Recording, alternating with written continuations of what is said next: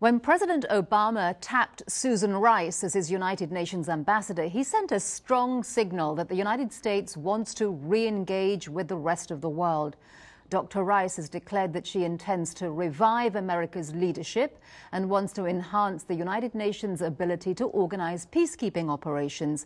Here to review U.S. goals for the UN is Madame Louise Frechette, who served as UN Secretary-General Kofi Annan's deputy.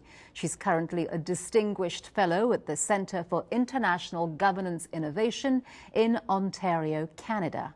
Welcome to the program. Thank you. Pleasure to be here. So Ambassador Rice says that she wants to revitalize America's role at the United Nations by rebuilding those alliances which were so badly shattered by the Iraq War. How difficult do you think this is going to be after the unilateralism of the Bush years?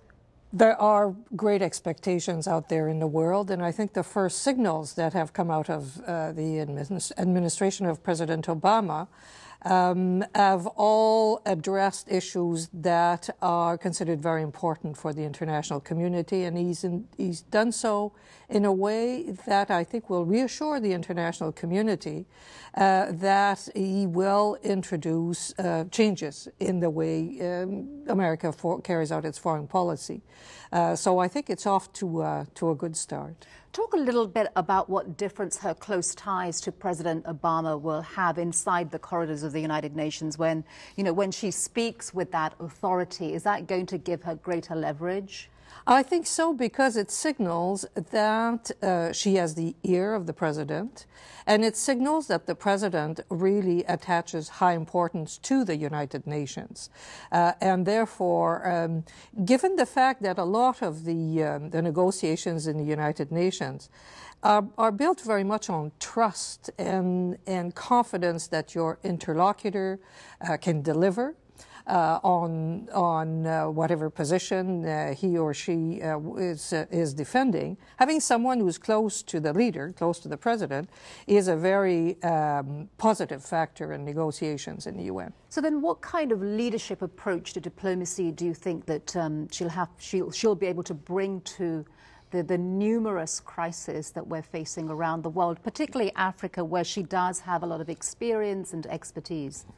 Well, I believe that the world has changed a lot in the last 20 years.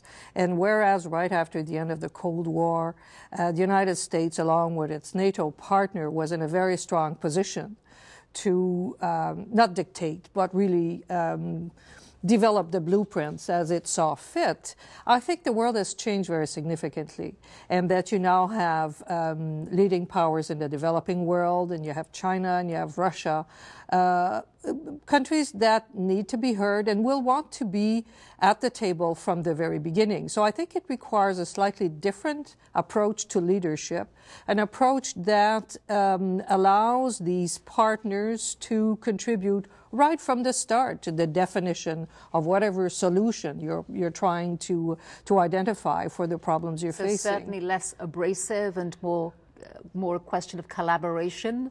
Yes, definitely that. I mean, abrasive approaches don't win you that many friends anyway. But I think it's a lesson that all Western countries have to learn, that the leading developing countries want a seat at the table, and we've now seen that in financial issues.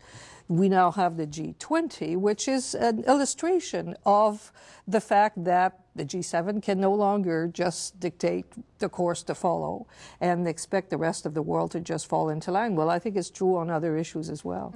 Why do you think that there hasn't been resolution towards getting permanent seats for other countries, say, for instance, Brazil or India, on the United Nations Security Council, if this is something that is widely shared by the membership? Well, I think there's an assumption widely shared by the membership that the Security Council, as it is presently constituted, is no longer an adequate representation of the world as it is in the 21st century. But giving permanent seats to a few countries will leave many other countries without such a privileged position, and therefore the middle powers in particular are very leery of seeing countries that are at the moment just another member of their group accede to a higher status. So it makes it difficult. There are real interests at stake there. Let's get into some of the issues, I mean, that Dr. Rice does feel very passionately about. She's an outspoken advocate of the responsibility to protect. I mean, particularly if ethnic cleansing or genocide is occurring or could be looming in countries. In what ways will she try to seek common ground, do you think, in the Security Council to overcome the resistance that there has been among some members to solving the situation in Darfur?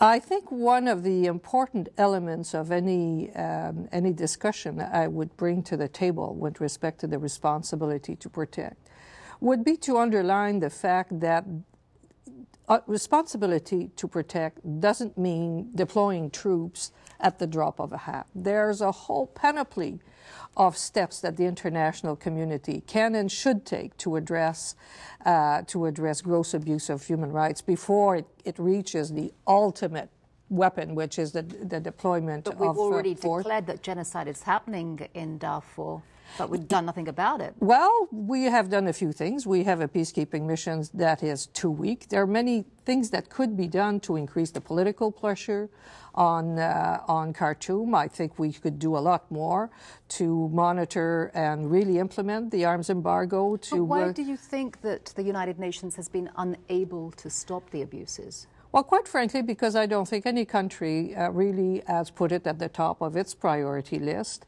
I don't think, this problem will be solved not just by voting the right way in the UN. It will be solved by very determined diplomatic action by all the countries that have leverage in Khartoum, and that's not only Washington or Beijing for that matter. So Sudan is part of many clubs, has many neighbors who have influence there. They should all be brought to the table and play their role. It may be that more will be needed eventually, but I don't think we have really deployed all the tools that we have to bring about a change in the situation at this stage. And what about reform of the United Nations itself? I mean, what do you think are the biggest issues that need to be overhauled? Well, there's always the reform of the Security Council, where perhaps there could be a little more imagination brought to the issue to see if there are not different configurations that could be imagined for the Security Council that would make it easier to resolve this dilemma of a few countries wanting to accede to a permanent status and others being reluctant to give them that. Maybe there are other formulas. I think there continues to be a need to strengthen the UN's apparatus when it comes to peacekeeping. Its support and its administrative systems and so on. And I think there's also plenty of room to continue to improve the management of the UN. Quite a bit has been done, more than is... You mean to make it less wieldy and less bureaucratic and more transparent? Yes, to make it more efficient. Big governments are wieldy. The UN is a mirror image in the sense of all our governments. So we should not expect the UN to be totally different from how we function, because that's what we transfer to the UN. But within these parameters, then there's plenty of room for rationalization, for better coordination, for modernization of the management of the UN. And I think another push is needed in that direction. And the next SG, is the United Nations ready for a woman? I hope so. I hope so. All right, Louise Frechette, thank you very much for joining us. It was a pleasure.